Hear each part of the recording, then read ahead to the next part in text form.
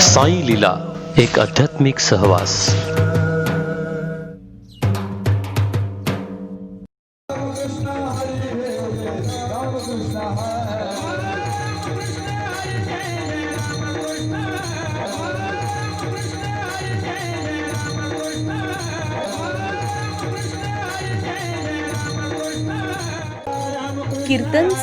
कीर्तन सांग होय अंग हरी रूप.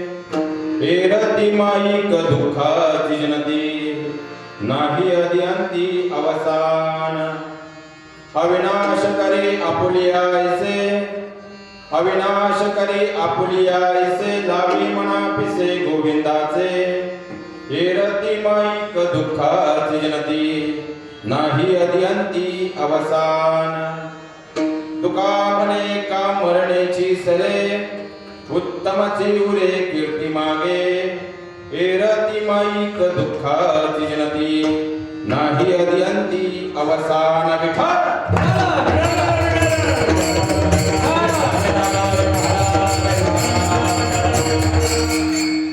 नमो विठ्ठला राजया पांडुरंगा नमो रुक्मिणी माऊली ज्ञानगंगा नमो पुंडलिका नमो चंद्रभागा नमस्कार माझा रुक्मिणी पांडुरंगा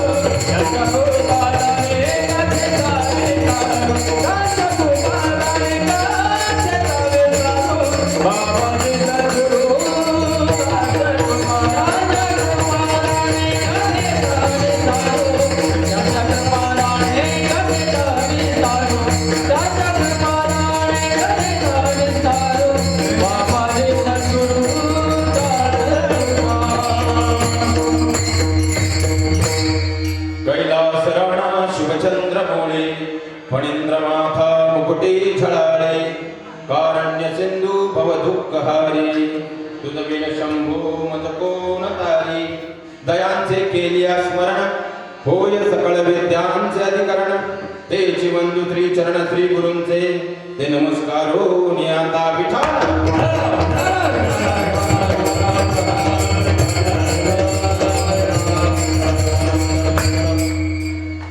आपुला तो एक देव करुणी घ्यावा तेने विना जीवा सुख नोहे एरती माईक दुःखाची जनती नाही अद्यांती अवसान प्रस्तुत प्राप्त कीर्तनरूपी सेवेकरता निवडलेला अभंग जगद्गुरु जगन्मान्य अध्यात्माचा कळस अध्यात्म म्हणजे फक्त धार्मिकता नाही माहिती अध्यात्म म्हणजे वरिष्ठांप्रतीचा आदर भाव अध्यात्म म्हणजे कनिष्ठांप्रतीचा करुणा भाव अध्यात्म म्हणजे वेद वाचण्या अगोदर समोरच्याच्या अंतकरणातील वेदना वाचता येणं अध्यात्म म्हणजे ग्रंथांच्या आणि संतांच्या संगतीत राहणं अध्यात्म म्हणजे ग्रंथांच्या आणि संतांच्या संगतीतून घडलेल्या महापुरुषांच्या जीवनातून आपलं जीवन चरित्र घडवणं अध्यात्म म्हणजे फक्त पूजा अर्चना आणि प्रार्थना नाही तर त्याप्रमाणे आपली दिवसभरातील प्रत्येक कृती असणं एकंदरीत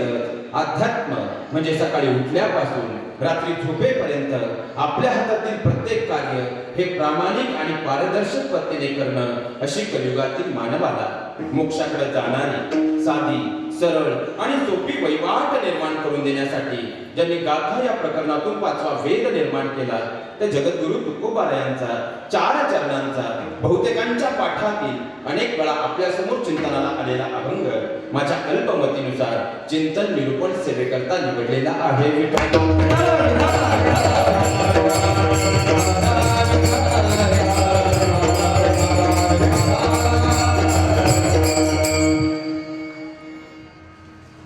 आज खऱ्या अर्थानं ज्ञानदानाची ही सेवा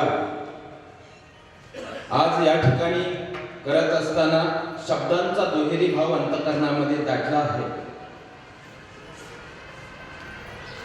कारण यास पुण्यस्मरण म्हणावं की पुण्यतिथी म्हणावा हा सगळ्यात मोठा प्रश्न. प्रत्येक मनुष्य जन्माला येत असतो. जन्म आणि मृत्यूवरती सत्ता प्रस्थापित करेल असं कोणतं यंत्र या जगाच्या पाठीवर अस्तित्वात नाही. पण जन्म आणि मृत्यूच्या मध्ये जे चिरंतन लक्ष्मण रेषा आहे तिचं नाव म्हणजे कर्म आहे.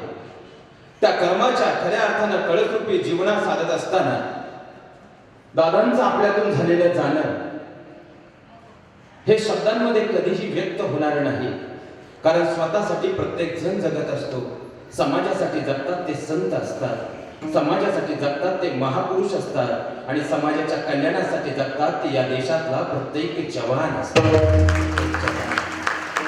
दादांनी खऱ्या अर्थानं केला तो समाजाचा प्रपंच होता आणि त्यांच्या या खऱ्या अर्थानं बलिदानामधून आज ज्यावेळेस स्वर्गाच्या मांदियाळीतून दादा हा सोहळा पाहत असतील ना, आज त्यांच्या डोळ्यातूनच नाही तर या भारत मातेच्या डोळ्यातून सुद्धा अश्रू उघळत असतील. कारण माझं एक खऱ्या अर्थानं आज या जगात नाही पण आज प्रत्येकाच्या अंतःकरणामध्ये जोपर्यंत चंद्र सूर्य तारे आहेत तोपर्यंत आढळ असे राहणार आहेत. त्यांच्या प्रथम पुण्यस्मरणाच्या दिनी सुरू असणारी माझ्यासारख्या अल्पज्ञानी पामराची ही सेवा, ज्यांच्या कृपाशीर्वादानं आग्रहाच्या निमंत्रणानं या ठिकाणी येण्याचा योग आला.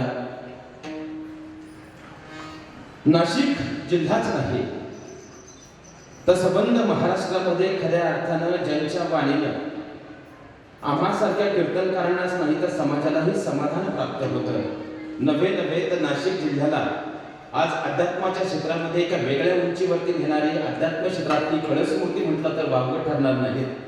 खऱ्या अर्थानं आदरणीय समाधान महाराज यांच्या विनंतीवरून या ठिकाणी येण्याचा योग आला.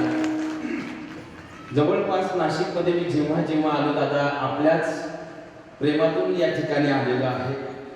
या ठिकाणी मनापासून आपली ही ऋण व्यक्त करतो, कुटुंबाची ऋण व्यक्त करतो. त्याचप्रमाणे आज या ठिकाणी व्यासपीठावरती उभी असणारी ही सर्व मान्यवर मंडळी ज्यांच्यामुळे खऱ्या अर्थानं सरस्वतीचा आशीर्वाद या मातीला लाभलेला आहे. ही महाराष्ट्रातील अनमोल कोहिनूर रत्न ज्यांचे नाव घेण्याची ही पात्रता आमच्यासारख्या नवीन कीर्तनकारांची नाही असं म्हटलं तर वावगं ठरणार नाही. कारण आदरणीय दादांच्या स्वरानं नाशिक इगतपुरीच नाही तर आज महाराष्ट्र खऱ्या अर्थानं स्वरांमध्ये नावून निघतो.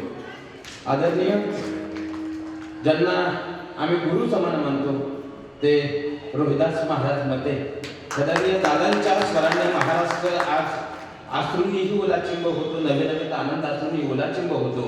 आणि त्याचबरोबर आमचे आदरणीय मिलिंद दादा असतील एक स्वरांचा स्वरबद्धता कशी असावी याचं एक मूर्तिमंत आणि ज्वलंत उदाहरण म्हणजे दादा आहे. त्याचप्रमाणे आमच्यासोबत आलेले आदरणीय गायनाचार्य या गायन क्षेत्रातले कळसमूर्ती रमेश महाराज तांबडे आणि ही सगळी ज्ञानमंडळी या ठिकाणी असताना ज्यांच्या स्वराने साक्षात भगवंताला साथ घातली जाते ते आदरणीय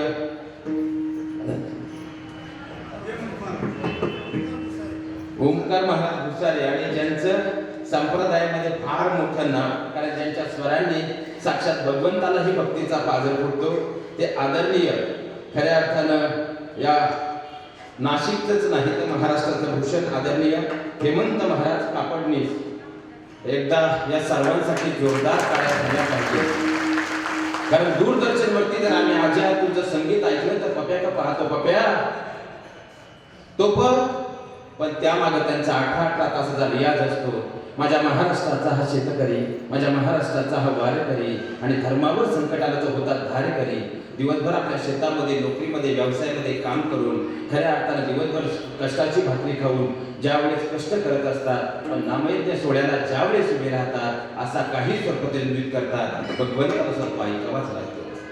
खऱ्या अर्थानं या महाराष्ट्राचे हे वारेकरी, या महाराष्ट्राचे धारेकरी आणि खऱ्या अर्थानं धर्मावर संकट आलं तर धर्मासाठी उभी राहणारी ही धारेकरी मंडळी दिवसभर आपल्या नोकरीमध्ये शेतामध्ये व्यवसायामध्ये काम करून त्यांच्या हाताला गठ्ठे पडलेले आहे. पण जेवढे पक्वादावर थाप पडते असा काही मृदमणी बाहेर येतो भगवंताला तो ऐकावाच लागतो.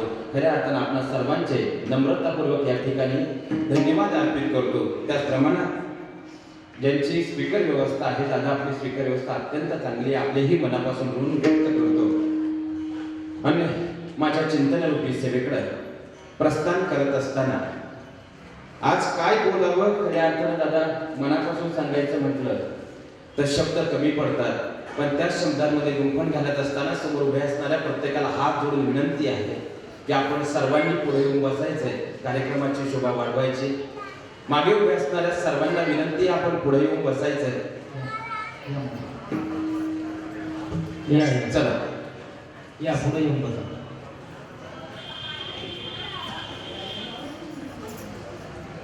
मंदिराच्या मागे उभ्या असणाऱ्या सर्वांना ही विनंती आपण पुढे येऊन बसायचंय. विठ्ठल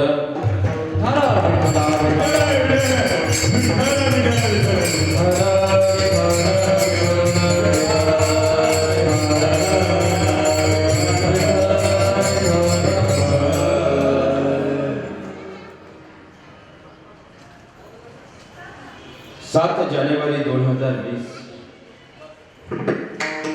स्वातंत्र्याच्या पेटलेल्या अग्निकुंडामध्ये या नाशिकच्या मातीचा भूमिपुत्र, आडगावचे भूमिपुत्र, खऱ्या अर्थानं वीर शहीद जवान आप्पासाहेब मधुकरजी मध्ये त्या मातापित्यांचे सर्वप्रथम ऋण व्यक्त करतो, कारण वाघाच्या काळजाने केलेले संस्कारांचा परिपाक आहे की खऱ्या अर्थानं पुढील कन्या पुत्र होती जे सात्विक तयाचा हरिक वाटे देवा.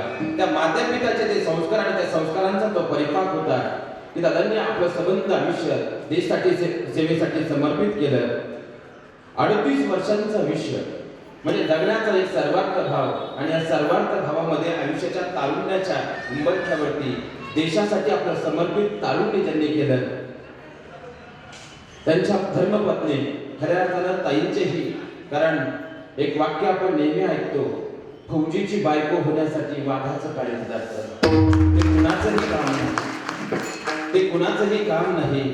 एक वाघाची काळीज म्हणजे खऱ्या अर्थानं या वाघाला ज्यांनी आयुष्यभर साथ दिली, देशासाठी समर्पित होत असताना त्यांच्या मातापित्यांची स्वतःची काळजी ज्या माऊलीनं घेतली, त्या मनीषाताई आप्पासाहेब मते.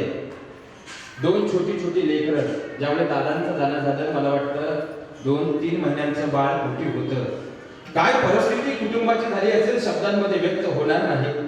आज ज्या आईनं खऱ्या अर्थानं लेकराकडे पाहून जगायचं त्या मातेला आज आपल्या लेकराचा या ठिकाणी आपल्यापासून दूर जाण्याचं दुःख भोगावं लागतं, पण आईचं लेकरू पुढंच गेलं नाही. आज जोपर्यंत चंद्र सूर्य तारे आहेत तोपर्यंत अजरामर खऱ्या अर्थानं आप्पासाहेब मते राहणार आहे. कारण मृत्यू हा प्रत्येकाच्या चिरंतन जीवनाचा साक्षीदार आहे, भागीदार आहे. पण याच मृत्यूच्या साक्षी आणि भागीदार होत असताना कर्माच्या रेषेवरती त्यांनी आपलं स्वतःचं आयुष्य अल्पायुष्य असं घडवलं की चंद्र सूर्य असेपर्यंत ते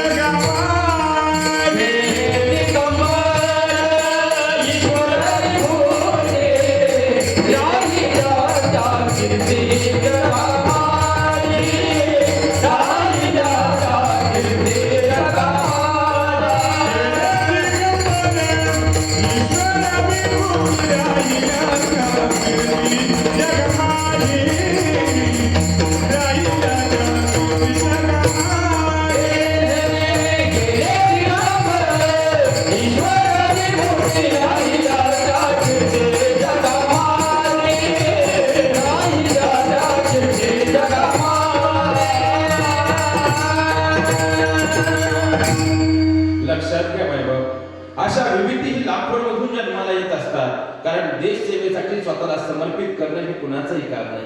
स्वतःचा प्रपंच प्रत्येक जण करत असतो, पण समाजाचा प्रपंच करणारी माणसं फार कमी असतात. आणि त्यातला आडगावचं हे भूमिपुत्र नव्हे तर आडगावचं नाशिकचं हे सगळ्यात मोठं वैभव आहे की या मातीमध्ये खऱ्या अर्थानं असे शूर जन्माला येतात. आणि त्यांना साथ देणाऱ्या ताई मनीषाताई असतील, त्यांची आई म्हाळसाबाई असतील, दादांचं जाणं झालेलं आहे. दादा मधुकर दादा मते असतील, त्यांचे भाऊ जे आज खऱ्या अर्थानं कुटुंबाची संपूर्ण जबाबदारी आपल्या खांद्यावर घेऊन पुढे जात आहे, ते भगीरथ दादा मधुकर मते असतील. तसेच शहीद आप्पासाहेब दादा मधुकर मतेंचे चिरंजीव आज वय वर्ष 12 आहे. पण आज या महाराष्ट्राच्या मातीमध्ये ज्या ज्या वेळी समाज त्यांच्या समोर उभे राहील तर समाजाची मान त्यांच्या समोर नतमस्तक होणार आहे. कारण वयाच्या 12व्या वर्षी आज त्यांची नजर मात्र शेवटपर्यंत, कारण त्यांचे वडील, कारण प्रत्येक जण सांगतो माझे वडील इंजिनियर आहेत, कोणी सांगतं माझे वडील व्यावसायिक आहेत, पण माझे वडील सैनिक आहेत आणि माझे वडील खऱ्या अर्थाने या देशासाठी समर्पित झाले. हे सांगण्याचं भाग्य कुणाच्याही वाट्याला येत नाही.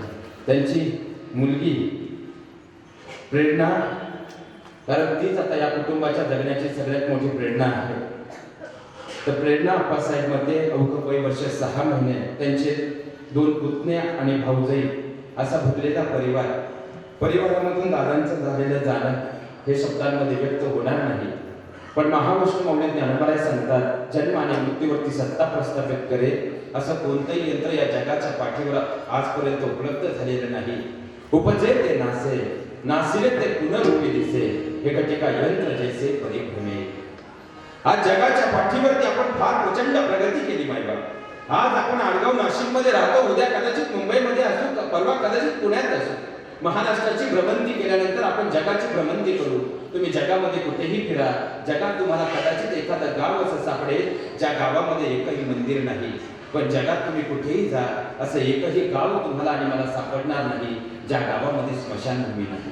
कारण ज्यांचा ज्यांचा जन्म झालेला आहे त्याचा त्याचा मृत्यू हा निश्चित आहे. आणि ज्याचा मृत्यू निश्चित आहे, प्रारब्धाच्या गतीनुसार पुन्हा एकदा जन्मही निश्चित आहे. उपजे ते नासे, जो जन्माला येणार आहे एक दिवस जाणार आहे. नासे ते पुनरुपी दिसे, जो जाणार आहे प्रारब्धाच्या गतीनुसार पुन्हा एकदा जन्माला येणार आहे. हे घटिका यंत्र जैसे परिभ्रमेगा, ते घड्याळाच्या काट्याप्रमाणे सुदोदित सुरूच राहणार आहे. प्रत्येकाच्या जीवनमानाचा आकारमान मात्र भिन्न आहे. कुणाचं जीवन हे तासकाट्याप्रमाणे असतं, जे पूर्णतः आपलं पूर्ण परिभ्रमण पूर्ण करतं, जीवनाचं पूर्ण परिभ्रमण पूर्ण करतं. कुणाचं जीवन हे मिनिट काट्याप्रमाणे असतं, त्याहून अधिक वेगाने ते आपलं जीवन भ्रमण पूर्ण करतं. तर कुणाचं जीवन हे सेकंद काट्याप्रमाणे असतं, ते अल्पआयुष्य ठरतं. पण प्रत्येकाच्या जीवनामध्ये जन्म आणि मृत्यूची रेषा मात्र चिरंतन असते. जो आलेला आहे एक दिवस जावंच लागणार आहे, मनात नसेल तरी जावंच लागणार आहे आणि आपलं प्रारब्ध भोगण्यासाठी पुढच्या देहामध्ये प्रवेश करावाच लागणार आहे. हे माझं वाक्य नाही, महावैष्णव माऊली ज्ञानोबा सांगतात, जैसे जीर्ण वस्त्र चांडीचे मग नूतन वेगळे.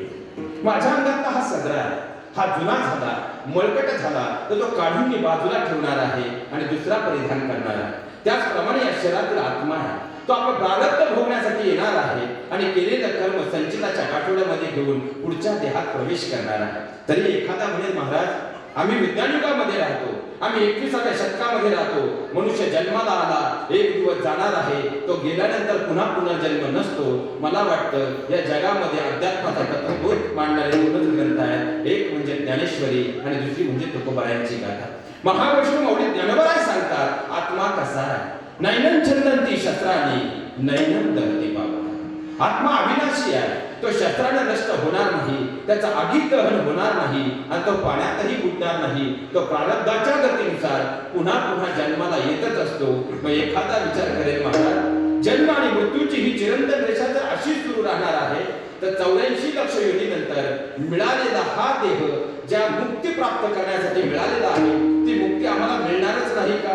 इथं प्रारब्ध भोगावंच लागेल का? त्यासाठी कुणाचा वशिला चालणार नाही का? इथं साक्षात भगवंतालाही भोगावं लागलं. तुम्ही मी कोण आहोत? साक्षात भगवान परमात्मालाही कर्मे श्रीराम वनवासा गेला, कर्मे दशरथ वियोगी मेला, कर्मे रावण शे पावला, वियोग भजला सीता. साक्षात भगवान परमात्म्यालाही भोगावं लागलं, नव्हे परमात्म्याच्या पित्यालाही भोगावं लागलं, सगळ्यात मोठ्या शत्रूलाही देवाच्या भोगावं लागलं, नव्हे तर धर्मपत्नीलाही भोगावं लागलं. मग तुम्ही मी कोण आहोत? वृक्षाची पाने हले ज्याची सत्ता.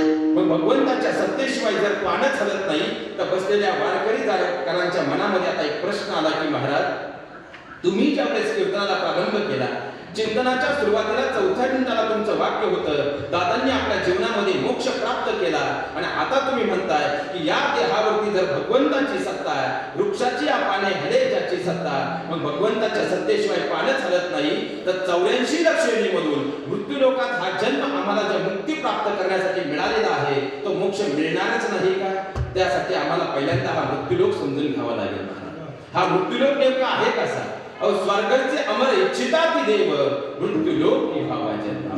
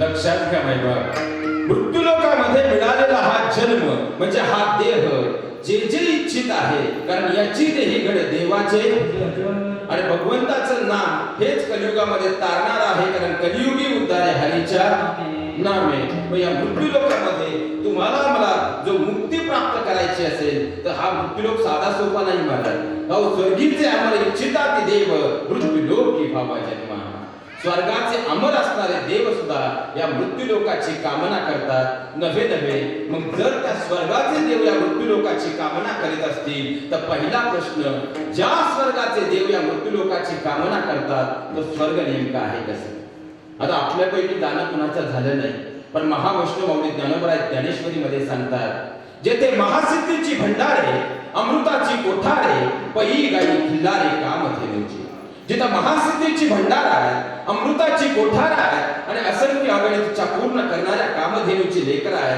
असा जो स्वर्ग आहे त्या स्वर्गाचे देव सुद्धा या मृत्यू लोकाची कामना करतात नव्हे तर आम्ही वैकुंठवासी आलो याची कामना म्हणजे भगवंताला सुद्धा या मृत्यू लोकाची आस आहे संतांना सुद्धा या मृत्यू लोकाची आस आहे आणि याच मृत्यू लोकात तुमचा माझा जन्म झालेला आहे पण तयार झाला फाटा बाधिके काम क्रोध मोह माया लोभ आणि मत्सर याचा फाटा या देहाला झाल्यामुळे झालं काय मोक्षाची दारं आमच्यासाठी बंद झाली अहो कसला गर्व आहे महाराज आम्हाला मी डॉक्टर गर्व होतो मी वकील गर्व होतो मी इंजिनियर गर्व होतो मी कीर्तनकार गर्व होतो अहो कसला गर्व आहे महाराज सांगतात अन्न मान धन हे तर प्रारब्धाधीन येताना तुम्ही मी काही आणलं नाही जाताना तुम्ही मी काही नेणार नाही आज आपलं काही आहे हा सुद्धा तुमचा माझा भ्रम आहे महाराज पण वाक्य उलट करतो येताना घेऊन आलो ते तुमचं माझं प्रारब्ध होतं आज करतोय ते आपलं क्रियामान कर्म आहे आणि घेऊन जाणार आहोत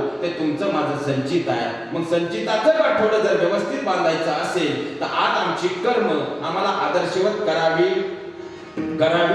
लागतील कारण मनुष्य जिवंत राहतो तो कर्माने राहत असतो मायबाप आज दादांना आपल्यातून जाऊन 1 वर्ष पूर्ण झाले पण दादांच्या कर्म असे होते की जोपर्यंत चंद्र सूर्य आहे तोपर्यंत ते तुमच्या माझ्या प्रत्येकाच्या अंतःकरणामध्ये राहणार कारण मनुष्य जिवंत राहतो तो कर्माने राहत असतो आज जर खऱ्या अर्थानं महावैष्णव माऊली ज्ञानोबरायांनी संजीवन समाधी घेतली एवढी वर्ष उलटून गेली पण आजही ज्ञानोबराय म्हटलं की आम्ही तन मन धनानं समर्पित झाल्याशिवाय राहत नाही छत्रपती शिवराय अनंतात विलीन झाले पण आजही शिवरायांचं नाव घेतलं की आम्ही तन मन धनानं समर्पित झाल्याशिवाय राहत नाही कारण मनुष्य जिवंत राहतो तो कर्माने राहत असतो आणि ज्ञानेश्वरी आणि खऱ्या अर्थानं गीतेने आम्हाला हे 4 योग सांगितले ज्याने जीवनामध्ये आम्ही मुक्ती प्राप्त करू शकतो मग असे कोणते 4 योग आहेत जे दादांनी आपल्या जीवनामध्ये साधले म्हणून खऱ्या अर्थानं त्यांनी आपल्या जीवनातला राजयोग प्राप्त केला मग महाराज असे नेमके कोणते ज्ञानेश्वरीने आम्हाला योग सांगितले की जे आम्हाला मोक्षाचा मार्ग दाखवतात? पहिला योग म्हणजे कर्मयोग आहे. आता कर्मयोगाची व्याख्या माझ्यासारख्या पामराने काय करावी? मला कर्मयोग म्हणजे नेमकं काय आहे? एकदा नारद मुनींनी भगवान परमात्म्याला प्रश्न केला की देवा, या जगाच्या पाठीवर या तिन्ही लोकांमध्ये माझ्या प्रत्येक श्वासागणित मी तुमच्या नामाची जपमाळ ओढतो. मला खात्री आहे या जगातला अच्युतम श्रेष्ठ भक्त फक्त मीच आहे. आणि कहे गए श्याम सुंदर नाही नारद मुनी, या जगातला माझा अच्युतम श्रेष्ठ भक्त जर कोण असेल तो उत्तर भारतामध्ये राहतो, ज्याचं नाव श्रीहरी आहे. आणि नारद मुनींच्या डोक्यात तर मुंग्या वाजायला लागल्या. काय बोलताय देवा? अहो, मी श्वासागणित तुमच्या नामाची जपमाळ ओढतो आणि तुम्ही असं म्हणताय या जगातला तुमचा श्रेष्ठ भक्त म्हणजे तो श्रीहरी आहे. याचं कारण काय? देव म्हटले मला सांगायला वेळ नाही, तू स्वतः पाहून ये. आणि नारद मुनी निघाले. पाहता पाहता उत्तर भारतात आले. श्रीहरीच्या घराच्या बाजूला एक आजान वृक्ष होता. त्या आजान वृक्षावर जाऊन बसले आणि श्रीहरीचा दिनक्रम निवडू लागले. श्रीहरी सकाळी उठला, आंघोळ झाली की नैवेद्य दाखवायचा, देवे लागण करायचा. जेवण झालं की खांद्यावर नांगर घ्यायचा, आपल्या शेतात निघून जायचा. संध्याकाळी आधी आंघोळ झाली की पुन्हा एकदा देवाला दिवे लागण करून नैवेद्य दाखवायचा. जेवण करून भगवंताचं एकदा नाव घेऊन शांत झोपायचा. 3 दिवस हा श्रीहरीचा दिनक्रम पाहिला आणि नारद मुनी पुन्हा वैकुंठात आले. भगवान परमात्म्याला प्रश्न केला, देवा चेष्टा करता होय माझी? अहो, तो श्रीहरी फक्त दिवसातून एकदा तुमचं नाव घेतो आणि मी प्रत्येक श्वासागणित तुमचं नाव घेतो. तुम्ही म्हणताय तो श्रीहरी तुमचा परमभक्त. उत्तर हवंय देवा. आणि कहे गए श्याम सुंदर, भगवान परमात्मा उत्तरले नाही नारद मुनी, तुम्हाला उत्तर मी देईल, पण आता माझ्याकडे वेळ नाही. पण माझं एक काम आहे, तेवढं कराल का? नारद मुनी म्हटले करतो देवा, पण उत्तर नक्की मिळेल. आणि त्याच वेळी भगवान परमात्म्याने लक्ष्मी मातेला हाक मारली. लक्ष्मी माता धावत आल्या. एक समई घेऊन ये. लक्ष्मी माता समई घेऊन आले. थोडं तेल घेऊन ये. लक्ष्मी माता तेल घेऊन आल्या. भगवान परमात्म्याने ती समई हातात धरली, काठोकाठ तेलाने भरली आणि नारद मुनींच्या हातात दे सांगितलं, मुनिवर्य आता तुम्हाला एकच काम करायचं. ही समई घेऊन तुम्हाला पृथ्वीला 7 प्रदक्षिणा पूर्ण करायच्या. अट फक्त एकच आहे, यातला एकही तेलाचा थेंब खाली पडता कामा नये. नारद मुनी म्हटले, पण उत्तर मिळेल ना देवा? हो नक्की देतो. आणि नारद मुनी ती समई घेतली, पृथ्वीला 7 प्रदक्षिणा पूर्ण करू लागले. प्रदक्षिणा पूर्ण झाले तसे भगवान परमात्म्याच्या समोर नारद मुनी उभे ठाकल्याने उत्तर ते झाले, देवा आलो बरं मी, आता मला तुम्ही उत्तर देणार ना? आणि भगवान परमात्मा उत्तर आले, किती घाई करताय? अहो हे तर सांगा, ज्या पृथ्वीला तुम्ही 7 प्रदक्षिणा पूर्ण केल्या ती पृथ्वी नेमकी आहे कशी? आणि नारद मुनी डोक्याला हात लावला, काय विचारताय देवा? अहो माझ्या हातात समई दिली, काठोकाठ तेलाने भरली आणि वरून तुम्ही असं सांगितलं यातला एकही तेलाचा थेंब खाली पडता कामा नये. माझं सगळं लक्ष समईवर आणि समईतल्या तेलावर होतं. पृथ्वी पाहायला वेळ होताच कुठे? आणि कहे गए श्याम सुंदर, भगवान परमात्मा उत्तर झाले, अरे वेड्या, मग माझा श्रीहरी तरी यापेक्षा वेगळं काय करतोय रे? या कलियुगामध्ये मी त्याला शेतकरी म्हणून जन्माला घातलंय ना, तो त्याच्या शेतीचं काम प्रामाणिकपणे करतोय, हीच त्याची देवपूजा आहे. कांदा मुळा भाजी अवघे मिठाई. कांदा मुळा भाजी, कांदा मुळा भाजी, कांदा मुळा भाजी, कांदा मुळा भाजी अवघे मिठाई माझी, अवघे मिठाई माझी,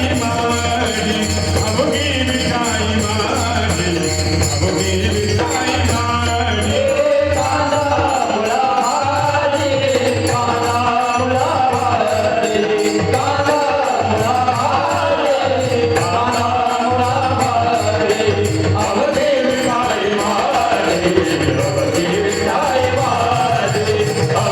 मिठाई माझी, अवघे मिठाई माझी. खऱ्या अर्थानं संत सावता महाराज मंदिरात गेले नाही, पण आपल्या शेतामध्ये भगवंत पाहिला. खऱ्या अर्थानं भगवंत परमात्मा स्वतः भेटायला आले. अहो तो श्रीहरी शेती करतोय ना. तुम्ही बसलेला प्रत्येक जण आपण जो व्यवसाय करतो, जी शेती करतो, जी नोकरी करतो, ती प्रामाणिकपणे करणं ही आपली देवपूजा आहे. दादांनी खऱ्या अर्थानं देशसेवा हेच आपला श्वास आणि हेच आपलं कर्म केलं. खऱ्या अर्थानं अंतःकरणामध्ये भगवंताचं नाम ठेवलं आणि आपल्या कर्मानं शेवटच्या श्वासापर्यंत देशासाठी स्वतःला समर्पित केलं. दादांनी ज्ञानेश्वरीचा पहिला योग साधला, तो म्हणजे कर्मयोग आहे. दादांनी आपल्या जीवनामध्ये साधलेला दुसरा योग म्हणजे ज्ञानयोग आहे. ज्ञानयोगाची व्याख्या माझ्यासारख्यानं काय करावी? पण एक सोपं उदाहरण देऊन सांगतो. एखादा छोटासा मुलगा धावत आला आणि बोबड्या बोलत तो इथं उत्तर झाला, दादा मी आता इथे रस्त्याच्या बाजूला साप पाहिला, आपण विश्वास ठेवू का? आपण विश्वास ठेवणार. एखादा व्यसनी धावत आला, त्याने सांगितलं मी आता इथे एक साप पाहिला, आपण विश्वास ठेवू का? आपण विश्वास ठेवणार नाही. पण एखादा ज्ञानी मनुष्य या ठिकाणी आला आणि त्याने सांगितलं मी आता इथे एक सर्प पाहिला, आपण त्याच्यावर विश्वास ठेवणार. माफ करा, आपण त्याच्यावर नाही, त्याच्या ज्ञानावर विश्वास ठेवणार. कारण मनुष्य स्वयंपूर्ण होतो, तो ज्ञानाच्या बळावर होत असतो. दादांनी आपल्या जीवनामध्ये स्वतःचे ज्ञान प्रगटपणे प्राप्त केलं, म्हणून तर खऱ्या अर्थानं देश सेवेसाठी एवढी मोठी संधी स्वतः प्राप्त करून घेतली. दादांनी आपल्या जीवनामध्ये दुसरा योग ज्ञानेश्वरीचा साधला, तो म्हणजे ज्ञानयोग आहे. दादांनी आपल्या जीवनात साधलेला तिसरा योग म्हणजे भक्ती योग आहे. भक्ती योगाची व्याख्या काय करावी? भक्ती ज्यावेळी भुकेत येते, आपण तिला उपवास असं म्हणतो. भक्ती ज्यावेळी अन्नात येते, आपण तिला महाप्रसाद म्हणतो. भक्ती पाण्यात आली, आपण तिला तीर्थ म्हणतो. भक्ती प्रवासाला निघाली, आपण तिला तीर्थयात्रा म्हणतो. भक्ती ज्यावेळेस संगीतात आली, आपण तिला कीर्तन म्हणतो.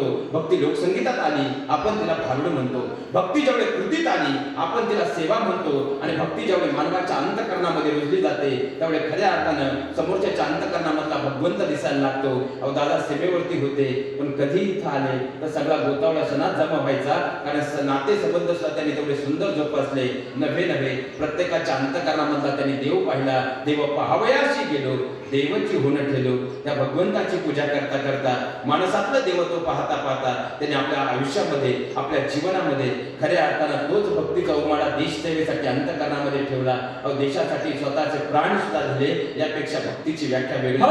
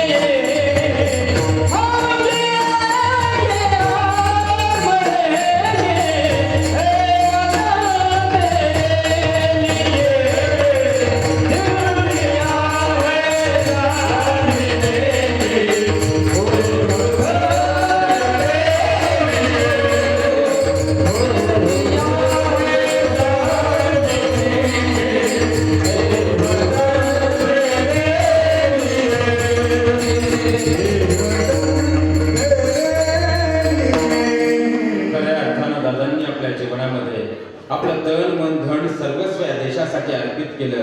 जणू काही आपल्या जीवनामध्ये देशभक्ती नावाचं ध्येय त्यांनी आपलंसं केलं. तो देवच आपलासा केला. म्हणून खऱ्या अर्थानं त्याच सीमेवरती मोक्ष ह्या अंतपार सुखाची त्यांना प्राप्ती झाली. तुकोबराय सांगतात, या कलियुगी उद्धार या हरीच्या नामे, भगवंताच्या नामाशिवाय या कलियुगामध्ये उद्धार आपला होणार नाही. म्हणून तो भगवंत, त्या भगवंताचं नाम आपलंसं करा. मुक्ती हे अंतपार सुख प्राप्त झाल्याशिवाय राहणार नाही. अभंगाच्या देव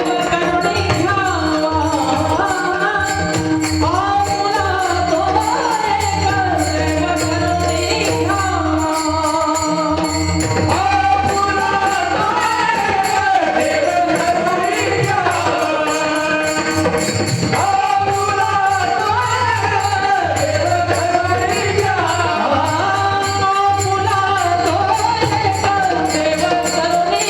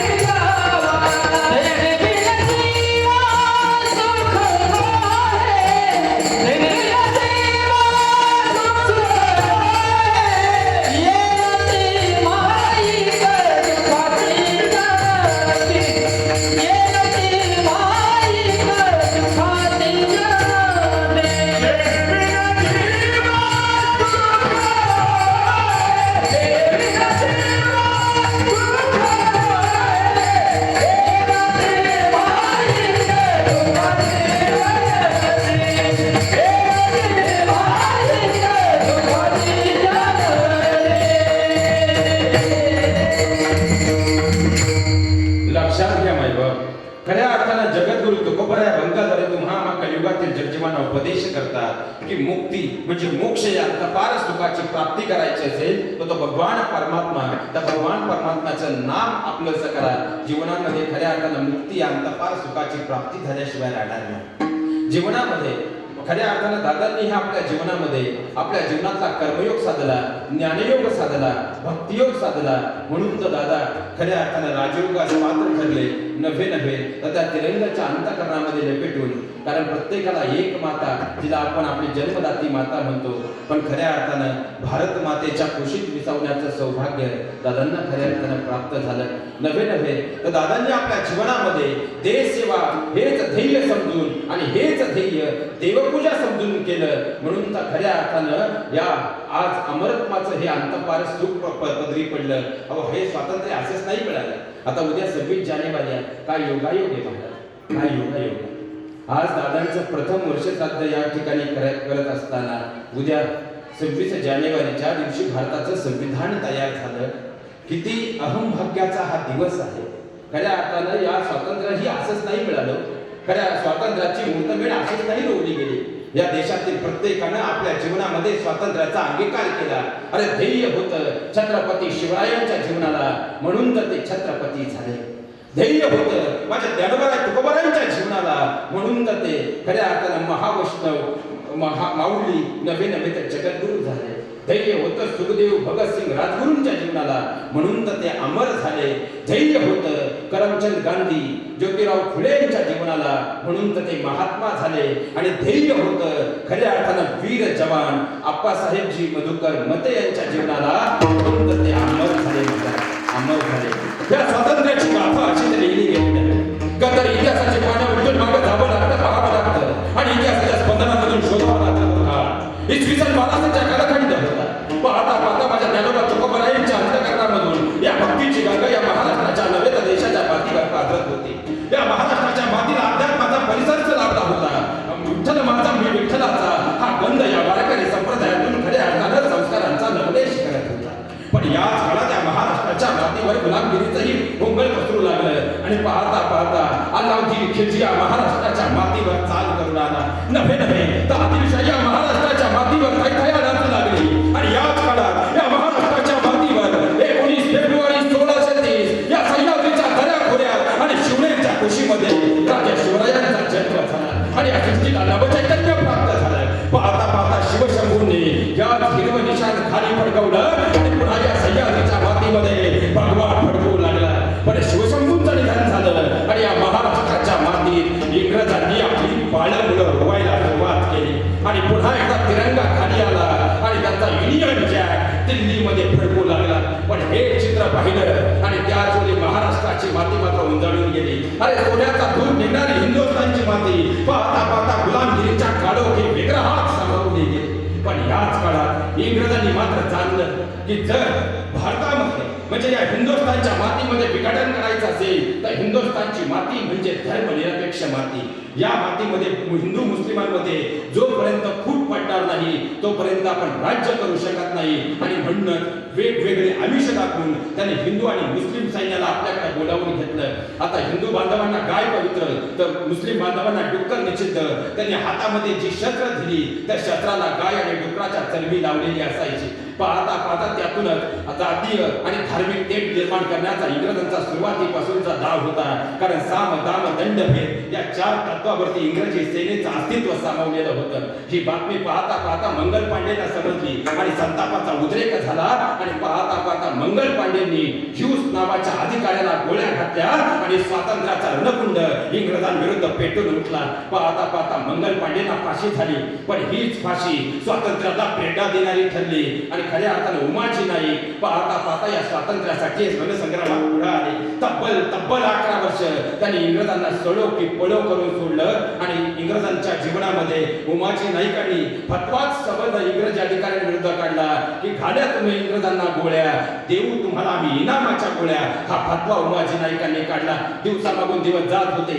1 नाही 2 नाही 3 नाही तब्बल 11 वर्ष इंग्रजी सैन्याला उमाजी नाईकांनी सडो की पळो करून सोडलं. शेवटी फितुरी कामाला आली आणि उमाजी नाईक फासावर चढले. पण याच मर्दानी मनगटानं या बांगड्यांच्या मनगटाला सुद्धा बळ दिलं आणि मेरी झाशी नाही दूंगी ही गर्जना झाशीची राणी लक्ष्मीबाईंनी केली. याच काळात लॉर्ड डलहौसीनं संस्थानं खालसा करण्याचा निर्णय घेतला आणि झाशीच्या राणी लक्ष्मीबाईंच्या मागावरती वॉकर नावाच्या इंग्रजी अधिकाऱ्याला पाठवलं. पाहता पाहता वॉकर झाशीची राणी लक्ष्मीबाईंचा वेध घेऊ लागला आणि झाशीची राणी लक्ष्मीबाईंनी खऱ्या अर्थानं हातातली तलवार इंग्रजी सैन्याला परास्त करू लागली. पण वॉकरच्या घोडीने लक्ष्मीबाईंचा वेध घेतला आणि लक्ष्मीबाई स्वर्गाच्या दिशेने निघून गेल्या. या मर्दानी मनगटामधून खऱ्या अर्थानं बांगड्या असणाऱ्या मर्दानी मनगटात बळ भरलं आणि याच बांगड्या असणाऱ्या मर्दानी मनगटानं पाहता पाहता हा स्वातंत्र्याचा यज्ञकुंड तेजवत ठेवला. ह्याच काळामध्ये महाराष्ट्र दुष्काळानं हुडकू लागला आणि इंग्रजी सैन्यानं भारतीय शेतकऱ्यांवरती मात्र कराचा बोजा बसवला. आता सशस्त्र क्रांतीशिवाय पर्याय नाही ही भावना वासुदेव बळवंत फडकेंच्या मनात निर्माण झाली आणि सशस्त्र क्रांतीचा त्यांनी लढा उभा केला. पण वासुदेव बळवंत फडकेंना फाशी झाली आणि त्याच वेळी लढेंगे मरेंगे मगर पीछे नहीं हटेंगे ही भावना चाफेकर बंधूंच्या मनात निर्माण झाली आणि पाहता पाहता स्वातंत्र्याचा सूर्य तेजवू लागला. याच काळात पुण्याच्या मातीमध्ये प्लेगच्या साथीनं थैमान घातलं. पुण्याचा कलेक्टर त्या काळातला रँड नावाचा अधिकारी ज्या रँडनं निर्जंतुकीकरणाच्या नावाखाली घराच्या घर तो खालसा करू लागला आणि आपल्या आया बहिणींची इज्जत वाटवू लागला. हे चित्र पाहिलं आणि चाफेकर बंधूंच्या तळपायाच्या मस्तकाला गेली. अरे स्त्री म्हणजे आमच्या देवाऱ्यातील देवता, आमच्या देवाऱ्यातील देवतेचा अपमान सहन होणार नाही. आणि पाहता पाहता चाफेकर बंधूंनी याच रँड नावाच्या अधिकाऱ्याला गव्हर्नमेंट हाऊस वरती भरलेल्या मेजवानीचा औचित्य साधून त्याचा खात्मा केला. स्वातंत्र्याचा अग्निकुंड यातच पेटवून उठू लागला आणि स्वातंत्र्याला नवचैतन्य प्राप्त झालं. पण इथंच इंग्रजांनी डाव टाकला. साम दाम दंड भेदचा वापर करत त्यांनी बंगालची फाळणी केली. बंगालच्या जनतेचा तप्त लावा ओसंडून वाहू लागला. बंकिमचंद्र चटर्जींच्या नेतृत्वाखाली आता बंगालमधील सर्वसामान्य जनता पुन्हा एकदा उफळून आली. स्वातंत्र्याच्या अग्निकुंडामध्ये सामील होऊ लागली. पाहता पाहता गदर पार्टीची स्थापना झाली आणि हुमरूळ चळवळीतून चले जाऊचा नारा घुमला. स्वातंत्र्याचा अग्निकुंड पेटून उठला. पण याच काळात शेतकऱ्यांचे हाल पाहिले. शेतकऱ्यांचे हाल पाहतात आफ्रिकेमधून करमचंद गांधी म्हणजे महात्मा गांधी आफ्रिकेतून येते करते झाले आणि चंपारण्यातील शेतकऱ्यांची अवस्था पाहिली. निळीच्या शेतीची भरकटलेली अवस्था पाहिली आणि त्यांनी चंपारण्याचा लढा उभा केला आणि यशस्वीपणे तो पूर्णत्वाला नेला. याच काळात स्वातंत्र्यवीर सावरकरांनी पुन्हा चले जाऊचा नारा दिला आणि स्वातंत्र्य पेटून उठलं. स्वातंत्र्याचा अग्निकुंड पुन्हा एकदा प्रज्वलित झाला. पहिल्या महायुद्धाला सुरुवात झाली आणि पहिल्या महायुद्धाला सुरुवात होतात असंतोषाचं वारं वेगानं फडकू लागलं. पण याच काळात भारतीय सैन्याचा असंतोष दडपून टाकण्यासाठी रौलट नावाच्या अधिकाऱ्यानं कोणताही सैन्यावरती खटला दाखल न करता फाशी देण्याचा नवीनच कायदा ज्याला रौलट कायदा म्हटलं जातं तो रौलट कायदा संमत केला. आणि या रौलट कायद्याला विरोध करण्यासाठी पंजाब मधील अमृतसर या ठिकाणी जालियनवाला बाग मध्ये निदर्शनं करण्यात आली. पण यावरती जनरल डायर नावाच्या बकासुरानं बेछूट गोळीबार केला. पाहता पाहता रक्ताचे पाठ वाहू लागले. हे चित्र उधम सिंहानं पाहिलं आणि जनरल डायरला कुत्र्याच्या मौतीनं मारलं. अरे स्वातंत्र्याचा अग्निकुंड पेटून उठला. पुन्हा एकदा महात्मा गांधींनी असहकार चळवळीद्वारे अहिंसेचा प्रसार करायला सुरुवात केली. पण उत्तर प्रदेश मधील चौराचौरी या ठिकाणी पोलीस चौकी जाळून तिला हिंसक वळण लागलं गेलं आणि आता लढेंगे मरेंगे मगर पीछे नहीं हटेंगे हा स्वातंत्र्याचा आविर्भाव भारतीय स्वातंत्र्य लढ्यात प्रत्येक जवानाच्या अंतःकरणामध्ये रुजला. आणि त्यातूनच सुखदेव राजगुरू भगतसिंग पुढे येऊ लागले. आणि याच काळामध्ये बाबू गेलुनी स्वदेशीचा पुरस्कार करत स्वतःचं बलिदान दिलं. आणि याच काळामध्ये सँडर नावाच्या अधिकाऱ्याला सुखदेव राजगुरू भगतसिंगांनी गोळ्या घातल्या आणि स्वातंत्र्याचा अग्निकुंड पुन्हा प्रज्वलित होऊ लागला. शिरीष कुमारांसारख्या कॉलेजच्या मुलांनी सुद्धा स्वातंत्र्यामध्ये उडी घेतली आणि या स्वातंत्र्याचा अग्निकुंड तेवत निघाला. पाहता पाहता 15 ऑगस्ट 1947 चा दिवस उजाडला आणि भारत माता अश्रूंच्या नयनामध्ये आनंदात न्हाऊन निघाली. हा देश स्वातंत्र्य झाला. देशाला स्वातंत्र्य मिळालं इथं तर माझ्या देशातील राष्ट्रभक्तीची जागृतीची जाज्वल्य अशी परंपरा असणाऱ्या जवानांचं काम थांबलं नाही. कारण भारताला स्वातंत्र्य मिळालं. पण याच काळात हिंदू मुस्लिमांमध्ये पाहता पाहता विस्फोटक वातावरण निर्माण झालं. याचा फायदा जिनांनी घेतला आणि त्याच काळामध्ये पुन्हा पाकिस्तानची निर्मिती झाली. पण पाकिस्तानच्या डोळ्यासमोर दिसत होतं, पाकिस्तानच्या डोळ्यासमोर एकच चित्र होतं ते म्हणजे आता हरसिंग नावाचा जो काश्मीरचा राजा होता तो पदच्युत झाल्यानं आता काश्मीर पूर्णतः हिंदुस्थानच्या ताब्यात आलं होतं. हे आता आपल्या ताब्यात घ्यायचं ही भावना पाकिस्तानच्या मनात निर्माण झाली आणि पाकिस्तानी सैन्य वेगानं पुन्हा एकदा काश्मीरकडे प्रयाण करता झालं. पण भारतीय सैन्यानं, भारतीय वीर जवानांनी त्याला धूळ चाकली आणि हे सैन्य पुन्हा माघारी फिरलं. दिवसामागून दिवस जात होते. हिंदी चिनी भाई भाई असा नारा देणारा चीन खऱ्या अर्थानं काळजामध्ये, अंतःकरणामध्ये भारताच्या काळजात कट्या उपस्थित झाला आणि चिनी सैन्य वेगानं पुढे येऊ लागलं. आता एकीकडे चिनी सैन्यानं वेगानं लडाखमध्ये पदार्पण करायचं होतं, कारण त्यांना सिक्कीमवरती त्यांचा डोळा होता. सिक्कीम ताब्यात घ्यायचं, पण त्यासाठी काय करावं लागेल? लडाखवरती आक्रमण करावं लागेल. आणि लडाखपासूनच 17,000 फूट उंचावरती बर्फाच्या टोकावरती असणारं रिझाऊ गंगणामध्ये आजही जर आज आपण पाहायला गेलो तर साधारणपणे 140 वीर जवानांना त्या ठिकाणी बर्फामध्ये आहुती मिळाली, कारण श्वास मिळत नव्हता, ऑक्सिजन पुरत नव्हता. अशा ही परिस्थितीमध्ये सैन्य लढत राहिलं. लडाखमध्ये चीनचं आक्रमण झालेलं पाहिलं आणि त्याचवेळी भारतीय मेजर 142 बटालियनचे कमांडर ते म्हणजे शैतान सिंगने आपली तुकडी बरोबर केली. 121 जणांना सोबतीला घेतलं आणि चिनी सैन्याच्या मागे निघाले. पाहता पाहता बर्फाची प्रदेश आहे आणि एवढ्या उंचीवर जायचे, 17,000 फूट उंच. ऐकायला सोपं वाटतंय, बोलायला सोपं वाटतंय, पण बर्फाची प्रदेशामध्ये 17,000 फूट उंचीवर जाणं एवढं सोपं होतं का? पण त्याचवेळी आजूबाजूचे सगळे सैन्य सांगत होते, मेजर आपल्या जवळ हत्यारं संपली, मेजर एवढ्या उंचीवर हत्यारं नेऊ शकत नाही. तरी शैतान सिंग मात्र सांगत राहिले, काळजी करू नका, जोपर्यंत आपल्या हातामध्ये बळ आहे आणि अंतःकरणामध्ये मातेबद्दलचा प्रेम आहे तोपर्यंत आपल्याला पराजित करेल अशी एकही शक्ती या जगाच्या पाठीवर नाही. पण त्याचवेळी वॉकी टॉकीवर आवाज होणार, मेजर शैतान सिंग पीछे हट जाओ, पीछे मागे या. पण त्याचवेळी शैतान सिंग आपल्या सगळ्या सेवकांकडे पाहिलं आणि सगळ्यांना एकच प्रश्न केला, तुम्हीच उत्तर द्या. जन्मदात्या मातेवरती जर आपल्या कोणी वाईट नजर टाकली तर आपण त्याला मोकळं सोडून पुन्हा माघारी जाऊ का? आणि भारत माता सुद्धा आपली माताच आहे. एक तर मी इथे मरेल किंवा इथूनच पुन्हा विजय होऊन बाहेर पडतोय. ज्यांना जायचं असेल त्यांनी जा. आणि बाजूला उभे असणारे सर्व सेवेकरी म्हणजे सर्व भारतीय जवान उत्तरते झाले, मेजर ज्या दिवशी आम्हाला मृत्यू येईल ना तो आमच्यासाठी स्वर्गरत असेल. मेजर आता जगू बी संगतीनं आणि मरू बी संगतीनं. आणि पाहता पाहता भारतीय फक्त 100 ते 150 जवान 1300 चिनी सैन्यांवरती बरसत राहिले. नवे 1300 सैन्याला फक्त आमच्या 122 जवानांनी मारला आणि बॉम्बकडे बरसत होते. पाहता पाहता ह्या चीनला अमेरिकेकडून मदत त्या काळात मिळत होती, पाकिस्तानचाही सपोर्ट मिळत होता. पण याच काळामध्ये भारतीय जवान मात्र शौर्याची पराक्रमा करत होते. शेवटचा गोळा आला, शैतान सिंगच्या डाव्या हातावर कोसळला, डावा हात बाजूला झाला. आता धरायचं कसं? हातामध्ये गन धरायची कशी? पण त्याच वेळी राहिलेल्या एकुलत्या एका हातानं बाजूला पडलेली आपली रायफल उचलली, आपल्या डाव्या पायावरती बांधली आणि एक हात आणि एका पायाच्या साह्यानं तरी पाहता पाहता 22 पाकिस्तानी यवनांचा खात्मा केला. पाकिस्तानी या वीरांचा खात्मा केला. नव्हे तर पाकिस्तानचं सैन्य धुळीचाटणी झाडलं आणि पाहता पाहता याच रिझाऊ गगनाच्या 1700 फूट उंचीवरती तिरंगा रोवला आणि बर्फ कोसळू लागला. आजही त्या ठिकाणी 122 जवानांचं स्मारक त्या ठिकाणी उभं आहे. त्याचं कर्ज तुमच्या आणि माझ्या प्रत्येकाच्या डोक्यावर आहे. पण इथंच युद्धाची परिभाषा थांबत नाही. त्यानंतरचा कालखंड म्हणजे खऱ्या अर्थाने 1965चा कालखंड.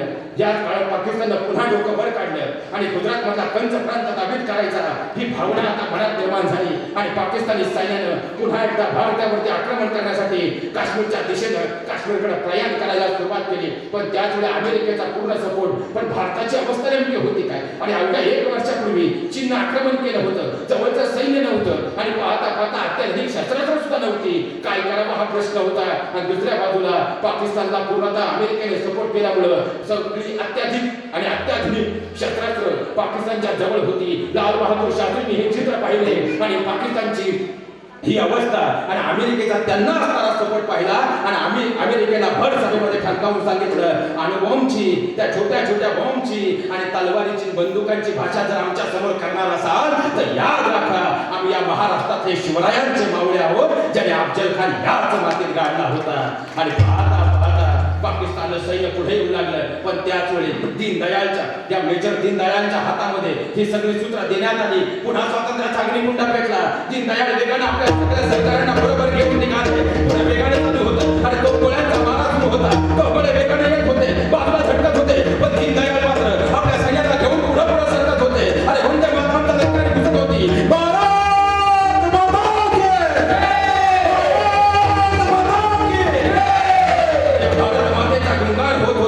आणि दीनदयाळांच्या नेतृत्वाखाली पाकिस्तानला पुन्हा एकदा धूळ चाटण्यात आली आणि पाकिस्तानला जाणीव झाली. हिंदुस्थान म्हणजे या मातीचा अभेद्य कळस आहे. आता हिंदुस्थानच्या मातीमध्ये खंजीर खुपसणं शक्य होणार नाही. या हिंदुस्थानच्या मातीविरुद्ध विजय मिळवणं शक्य होणार नाही. कारण इथला प्रत्येक जवान हा स्वतःसाठी कधीच नाही तर माझ्या देशासाठी, देशाच्या खऱ्या अर्थानं संविधानासाठी नव्हे तर या काळ्या मातीच्या, या जन्मदात्या मातेच्या आणि देश मातेसाठी आपलं सर्वस्व पणाला लावत असतो. ही जवानांची पार्श्वभूमी जगात तुम्ही कुठेही फिरा पण हिंदुस्थान सोडून पुढे सापडत नाही. या मातीचं सगळ्यात मोठं वैभव आहे, सगळ्यात मोठं वैभव आहे. आणि त्या दिवशी पाकिस्तानला समजून चुकलं. हिंदुस्थानच्या मातीमध्ये जोपर्यंत या सीमेवरती या भारत मातेचे जवान उभे आहेत तोपर्यंत आपण कधीच विजय होऊ शकत नाही. आणि मग त्यानंतर त्यांनी एका नवीन घटनेला जन्म दिला आणि तिथून पुढं आतंकवादी नावाची हिलावळ या हिंदुस्थानच्या मातीला पोखरू लागली. नव्हे त्याचप्रमाणे ताज हॉटेलवर झालेला हल्ला असेल असे अगणित हल्ले वारंवार या मातीवरती होत राहिले आणि आमची भारतीय सेना त्याला परतवीत राहिली. कारण देश सेवा हेच त्यांनी आपल्या जीवनाचं ध्येय मानलं आणि त्यातूनच खऱ्या अर्थानं या स्वराज्याचा अग्निकुंड पेटत राहिला. आम्ही गुलामगिरीमध्ये अनेक वर्ष राहिलो असेल पण या आडगावच्या मातीची शान आहे. नवे नाशिकच्या महाराष्ट्राच्या मातीची शान आहे. वीर जवान अप्पासाहेबजी मतेंसारखे जवान या महाराष्ट्राच्या मातीत जोपर्यंत आहेत ना तोपर्यंत या महाराष्ट्राच्याच काय हिंदुस्थानच्या मातीला नव्हे तर या महामातेला न लावू शकेल एवढी कुणाची हिंमत या जगात कधीच होणार नाही. हे सगळ्यात मोठं वास्तव आहे, हे सगळ्यात मोठं वास्तव आहे. अरे देश सेवा हेच ध्येय स्वतःच्या जीवनात भिनवलं म्हणून तर खऱ्या अर्थानं आज अप्पासाहेब अमर झाले. ही स्वातंत्र्याची पार्श्वभूमी फार मोठी आहे. ज्याप्रमाणे भगतसिंग आमच्या हृदयात आहेत, ज्याप्रमाणे छत्रपती शिवराय आमच्या हृदयात आहे. कारण त्यांचं जगणं स्वतःसाठी कधीच नव्हतं, त्यांचं जगणं समाजासाठी होतं. अहो प्रपंचाचे दोन प्रकार, एक म्हणजे सकाम प्रपंच आणि दुसरा म्हणजे निष्काम प्रपंच. सकाम प्रपंच या शब्दाची व्याप्ती आहे स्वतःच्या प्रपंचासाठी कार्य करत राहणं आणि निष्काम प्रपंच या प्रपंचाची व्याख्या अशी आहे स्वतःच्या स्वार्थाविरहित काम करत राहणं. खऱ्या अर्थानं प्रपंच केला तो आपण जो करतो तो स्वतःचा प्रपंच आहे. आणि भारतीय जवान जे करत असतात तो प्रपंच म्हणजे देशसेवेचा प्रपंच असतो. आणि ज्यावेळी समाजासाठी प्रपंच केला जातो तो प्रपंच सदैव काळजात राहत असतो. नव्हे तर त्याची पुण्यता त्या भगवंताच्या दरबारात जमा होत असते. विठ्ठल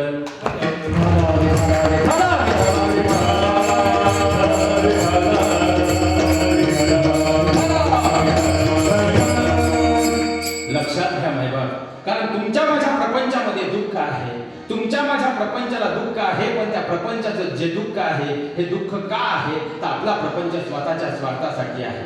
अहो भारतीय जवानांना स्वतःचा प्रपंच नाही, त्यांना लेकरं बाळे नाहीत का? अहो विचार करा, ज्या वेळेस खऱ्या अर्थानं अप्पासाहेबांची ही बातमी समजली त्या कुटुंबाची काय अवस्था झाली असते. अरे गर्भामध्ये छोटंसं लेकरू आहे, छोटंसं बाळ आहे, छोटासा हा मुलगा, काय अवस्था त्या कुटुंबाची झाली असेल शब्दामध्ये कधीच व्यक्त होणार नाही मायबाप, शब्दामध्ये कधीच व्यक्त होणार नाही.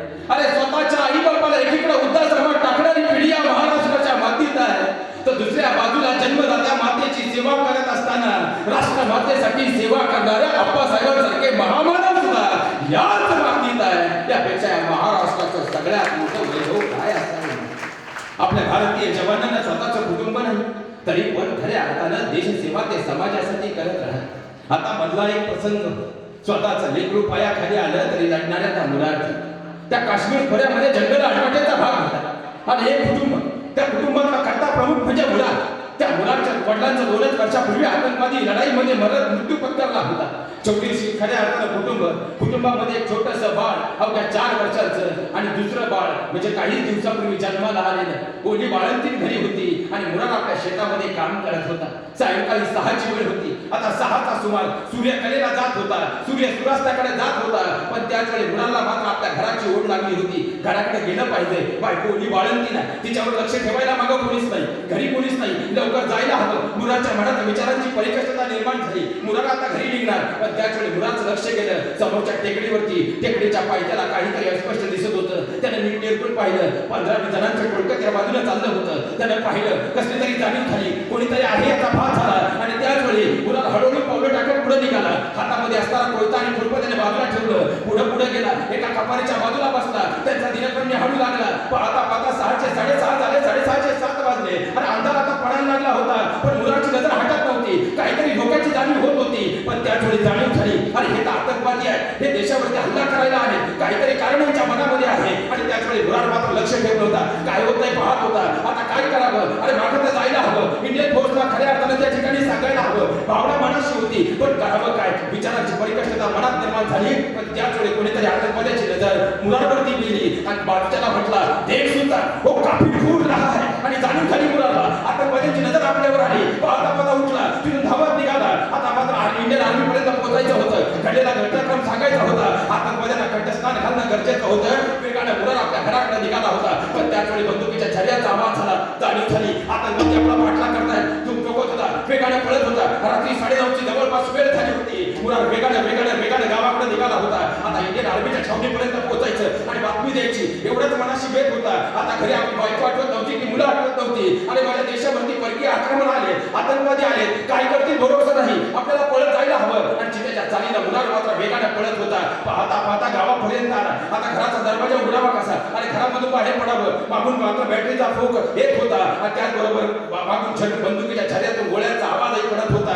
काय करावं, पण त्याच वेळी मुरारनं युक्ती केली आणि आपलं घर समोर दिसलं. आता घराचा दरवाजा उघडून आत जाता येणार नाही, मागून आतंकवादी आहे. त्याने मागच्या मोरीवरून घरावर उडी घेतली, 2 कौलं बाजूला केली आणि जबरीशी घरात उडी मारली. तसा घरामध्ये आला. पाहता पाहता इकडे तिकडे पाहिलं, मागचा दरवाजा उघडला आणि धूम ठोकून पुन्हा इंडियन आर्मीच्या छावणीकडे पळत होता. आतंकवाद्याला गोंगारा देण्यात मुरार मात्र यशस्वी ठरला होता. आणि आता मुरार वेगानं छावणीकडे जात होता. पण मनात विचार होता, अरे घरात उडी टाकली, माझ्या पायाला काय लागलं, काहीतरी घरामध्ये किडूकता आलं नाही, घरामध्ये सापता आलं नाही, घरामध्ये नेमकं होतं काय, विचार मात्र मुरारच्या मनामध्ये होता. आणि मुरार वेगाने धावत होता. आणि पाहता पाहता एका आतंकवाद्याची गोळी मुरारच्या डाव्या हाताला चाटून गेली, रक्ताची धार लागली. पण मुरार मात्र धावत होता. धावता छावणीच्या समोर आला. अरे दरवाजाच्या समोर आला, छावणीच्या समोरच कोसळला. इंडियन आर्मीच्या जवानांनी पाहिलं, मुरारला आत घेतलं आणि मुरारनं घडलेला प्रसंग सांगितला. पाहता पाहता पुन्हा एकदा रायफल सज्ज झाली आणि इंडियन आर्मीची सेना बाहेर पडलेली सेना पाहता पाहता गोळ्यांचा वर्षाव करू लागले. ते 20 आतंकवाद्यांना कंठस्नान घातलं आणि पुन्हा एकदा मुरारच्या जवळ येऊन विचारलं,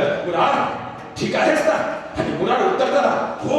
पण मुरारच्या मनात मात्र विचारांचं एकच कौल होतं, मी घरामध्ये ज्यावेळेस कौलं काढून उडी घेतली, माझ्या पायाला काय लागलं होतं. तो पुन्हा माघारी निघाला, वारंवार आपल्या पायाकडे पाहत होता, पायाला काही झाले का, पण पायाला मात्र काही दिसत नव्हतं. मुरार वेगानं आपल्या घरापर्यंत आला. घराचा दरवाजा उघडला, घरामध्ये अंधार होता. त्यानं आजूबाजूला पाहिलं, माचीस पुढे मिळतंय का पाहिलं, माचीस घेतलं आणि त्याच वेळी माचीच्या काडीनं घरामधला दिवा लावला. आणि दिव्याच्या प्रकाशामध्ये तो आपल्या बायकोला आणि त्या लेकराला शोधत होता. बाजूला एक 7 वर्षाचा लेकरू झोपलं होतं, त्याच्या बाजूला पाहिलं, बायको मात्र बेशुद्ध पडली होती. आणि मुरारच्या डोळ्यातून खळखळ अजून ओघळायला लागली.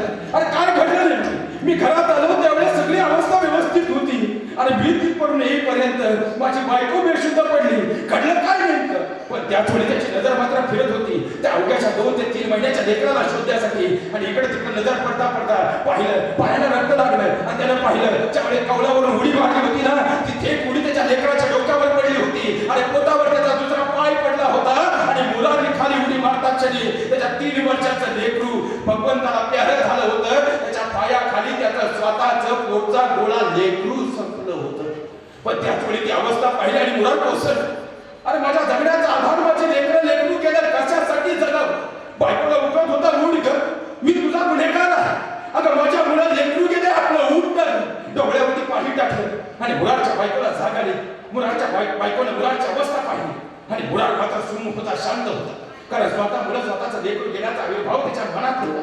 पण त्याच वेळी त्या बायकोने सगळी परिस्थिती पाहिली, टाहो फोडला आणि त्याच वेळी मुरारला घट्ट पकडला आणि सांगितलं, रडू नका, रडू नका, रडू नका, शांत. आणि मुरार उत्तर झाला, काय सांगतेस, रडू नकोस.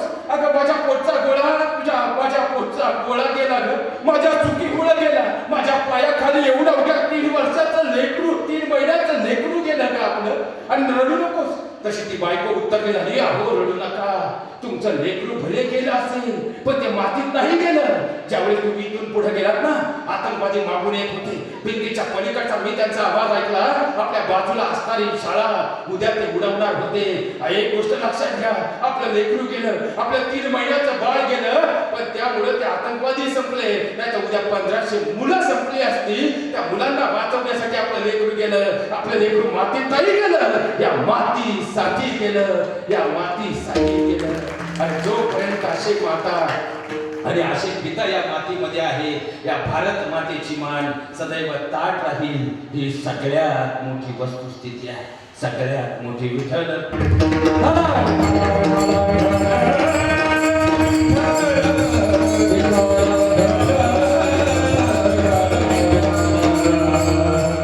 लक्षात घ्या मायबाप, कारण खऱ्या अर्थानं आयुष्यामध्ये प्रत्येक नातं कमवता येतं, पण आयुष्यामध्ये माता पित्याचं नातं कधीच पुन्हा कमवता येत नाही. कारण आई आणि वडील हे शब्द नाहीत मायबाप, आयुष्याचा सर्वार्थपणे भाव आहे. मराठी व्याकरणानं कितीही प्रयत्न केला आणि कितीही शब्दांचे विग्रह केले, प्रत्येक शब्दाचा विग्रह होईल, पण आई आणि वडील या दोन शब्दांचा विग्रह कधी होणार नाही. ही सगळ्यात मोठी वस्तुस्थिती या जगाच्या पाठीवर. खऱ्या अर्थानं एका लेकरापासून, वडिलांपासून पोरकं होणं, एखाद्या लेकराचं आईपासून पोरकं होणं, हे शब्दांमध्ये कधीच मांडता येत नाही, कधीच मांडता येत नाही. साक्षात भगवान परमात्मा हे करू शकत नाही. असे 5 उपकार आपल्या आईनं आपल्यावर केले. साक्षात भगवंताला सुद्धा आईच्या गर्भातून जन्म घेण्याचा मोह आजपर्यंत आवरता झाला नाही. आजही प्रभू रामचंद्रांना कौशल्याचा राम म्हटलं जातं, तर भगवान श्रीकृष्णांना यशोदेनंदन देवकीचा कान्हा म्हटलं जातं. जगताची माऊली बनलेल्या ज्ञानोबारायांना रुक्मिणीचा ज्ञाना म्हटलं जातं, तर सकळ हिंदवी स्वराज्याचा महल देणाऱ्या शिवरायांना जिजाऊ कुमार म्हटलं जातं. या जगाच्या पाठीवर प्रत्येक गोष्टीची तुलना होईल, पण आईची तुलना करू शकेल असं या जगामध्ये दुसरं काहीच नाही. आईच्या मूर्तीवाणी या जगामध्ये दुसरी कोणतीच मूर्ती नाही. खऱ्या अर्थानं आई ही स्वयंपूर्णतेचा प्रतीक आहे, तर वडील हे म्हणजे सर्वांगतेचा प्रतीक आहे. जीवनामध्ये आई आणि वडिलांच्या शब्दांमध्ये कधीच बंधत्व मांडता येणार नाही. अवघ्या 10 मिनिटांमध्ये जीवनामधलं वडिलांचं महत्त्व काय आहे ते सांगतो. मी कथा सांगून तुमचा वेळ घेणार नाही, पण वडील तरी आम्हाला आमच्या आयुष्यात समजून घेतले पाहिजेत. आईला रडताना अनेक वेळा पाहिलं, आई जवळची वाटली, पण खऱ्या अर्थानं वडिलांना रडताना इथं बसलेल्या कोणी पाहिलं नाही. सगळ्यात मोठी वस्तुस्थिती काय असतात ते वडील. इथं बसलेले सगळे शेतकरी आहे, म्हणून शेतकरीच वडील मांडण्याचा अल्पसा प्रयत्न करतो. एका लेकरासाठी वडिलांचं महत्त्व जीवनात काय असतं. इथं सगळे शेतकरी आहे. अरे एकीकडे आमच्या शेतकरी बापाला बाजार भावाने मारलंय आणि दुसऱ्या बाजूला सख्या भावाने त्याला पोटात नेऊन मारलं, तरी आमचा शेतकरी बाप मात्र आपल्या लेकरांसाठी सदैव जगत असतो. आमचा जन्मदाता पिता सदैव आपल्या लेकरांसाठी जगत असतो. नव्हे तर इंडियन आर्मीमध्ये काम करणारा प्रत्येक पिता खऱ्या अर्थाने जगातल्या सगळ्या लेकरांसाठी जगत असतो. हे सगळ्यात मोठं वास्तव आहे. अरे आता तुळशीचं लग्न झालं, लेकीचं लग्न करायचं म्हटलं तरी त्या बापानं बँकेमध्ये कर्ज काढलं आणि लेकीचं लग्न केलं. बँकेमध्ये मॉर्गेज जमिनीचं केलं, आपल्या लेकीचं लग्न केलं. वर्ष निघून गेलं. 28 मार्चची तारीख होती आणि त्याच वेळी आमचा बाप मात्र हॉटेलमध्ये बसून चहा पीत होता. त्याच वेळी सोसायटीचा शिपाई धावत आला. त्या शिपायानं हातामध्ये लेटर दिलं. आमच्या शेतकरी बापानं ते उघडलं आणि वाचायला सुरुवात केली. ते लेटर वाचत होता आणि कळून चुकलं. 8 दिवसाच्या आतमध्ये म्हणजे 31 मार्चच्या आतमध्ये आपल्याला सोसायटीचा हप्ता भरायचा. त्या बापाला जाणीव झाली. 2 दिवसापूर्वी बँकेचं सुद्धा पत्र आलं. दोन्ही आपल्याला हप्ते भरणं गरजेचं आहे. घराकडे आनंदाला निघालेला शेतकरी बापाने मात्र तिथून मित्रांना फोन केले, पाहुण्या रावण्याकडे गेला, सावकारांकडे गेला, 4-2% कुठून तरी पैसे जमा केले आणि ते पैसे घेतले आणि दुसऱ्या दिवशी सोसायटीच्या ऑफिसमध्ये आला. सोसायटीमध्ये आल्यानंतर, सोसायटीत गेल्यानंतर त्यानं सोसायटीच्या साहेबांना सांगितलं, साहेब माझं नव्याचं जुनं करून घ्या बरं, माझं नव्याचं जुनं करून घ्या, पैसे आले की भरून टाकेल. आमच्या बापानं सोसायटीचा हप्ता भरला. लेकीच्या लग्नासाठी काढलेला पहिलाच हप्ता होता तो हप्ता भरला आणि बाप तिथून मात्र बाहेर पडला. आणि हा बाप 3 पाऊलं खाली उतरला. त्याच्या खिशातला मोबाईल वाजला. बापानं कानाला मोबाईल लावला. समोरून आवाज आला. फोन जावयाचा होता. मामा अभिनंदन, तुम्ही बाबा होणार आहात. या बापाला काय आनंद झाला. घरी सांगितलं पाहिजे तिच्या आईला, म्हणून त्या बापाने धावत धावत खाली आला. मोटरसायकलला चावी लावली आणि बाप वेगानं निघाला. वेगानं घरी जायचं, पण गावाच्या चौकात आला आणि या बापाचा अलगद हात मात्र खिशावर आला. आणि तो बाप विचार करू लागला, अरे माझ्या खिशात तर 2000 रुपये आहेत. माझ्या लेकीला सरकारी दवाखान्यात न्यायचं म्हटलं तरी कमीत कमी 5000 रुपये लागतील. आणखी 3000 आणावेत कुठे. आता सोसायटीत पैसे भरून आलो आणि तो बाप मात्र धावत धावत दूर संस्थेच्या ऑफिसमध्ये गेला. एखाद्या महिन्याचं बिल येणे का पाहिलं. कारखान्याच्या ऑफिसमध्ये गेला.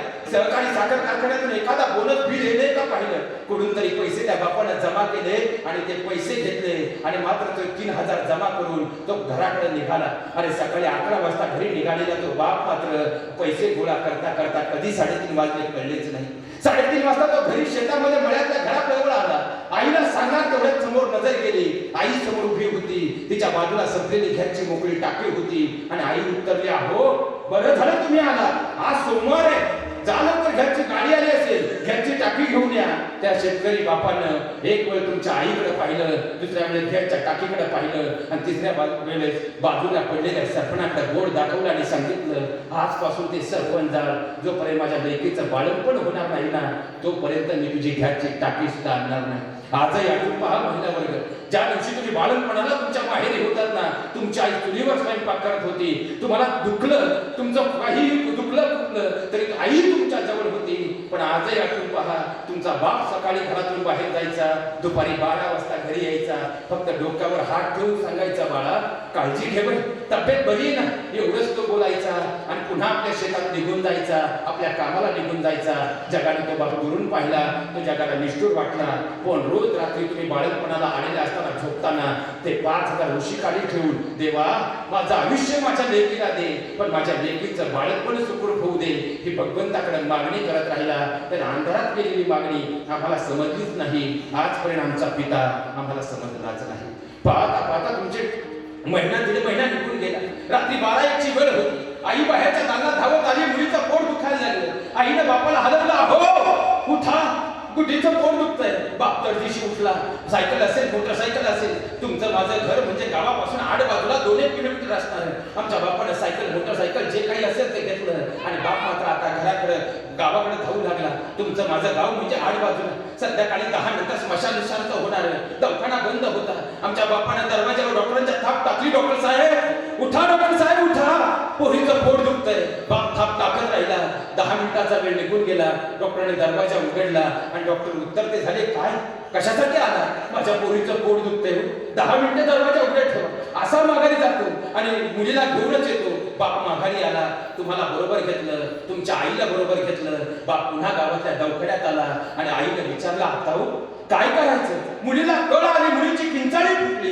आईच्या डोळ्यातून खळखळ अश्रू उघडले, पण बापाच्या डोळ्यात अश्रू नव्हते. जगाला दुरून तो बाप पाहिला, जगाला तो बाप निष्ठुर वाटला, पण आईला रडताना पाहिलं. कारण त्या भगवंतानं सुद्धा आईला रडण्याची परवानगी डोळ्यातून दिली, बापाला डोळे डोळ्यांच्या जागेवर दिले, पण रडण्याची अनुमती फक्त आणि फक्त काळजातून दिली. हा बाप जेव्हा जेव्हा रडला, फक्त आणि फक्त काळजातून रडला. अरे स्वतःचा भाऊ गेला तरी या शेतकरी बापा रडता नाही आलं.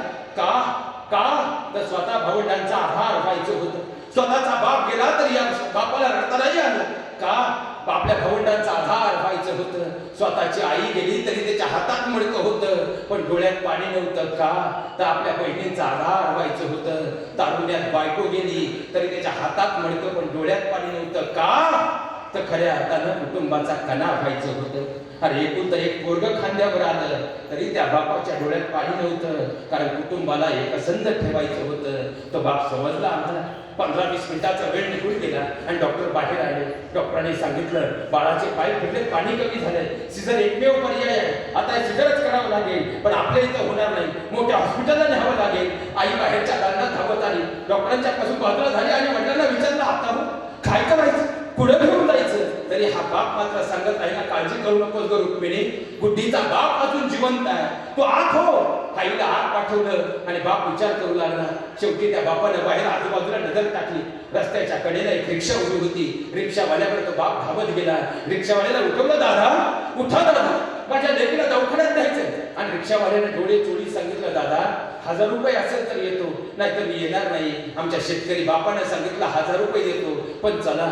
मुलीला रिक्षात घेतलं. बाप मोठ्या दवाखान्यामध्ये आला. जशी दवाखान्याच्या प्रवेश करते झाली तसं आईने बापाच्या खांद्यावर हात ठेवला आणि विचारलं, आता हो काय करायचं? या जगात जर या बापाला कोणी ओळखलं असेल आणि त्याच्या जगण्याचा सगळ्यात मोठा कोण आधार असेल ना, ती म्हणजे त्याची धर्मपत्नी असते. कारण खऱ्या अर्थानं त्याची धर्मपत्नी ही कधी कधी त्याची आई होऊन त्याला समजून घेत असते, कधी कधी त्याची बहीण होऊन त्याला समजून घेत असते, तर कधी कधी धर्मपत्नी म्हणून समजून घेत असते.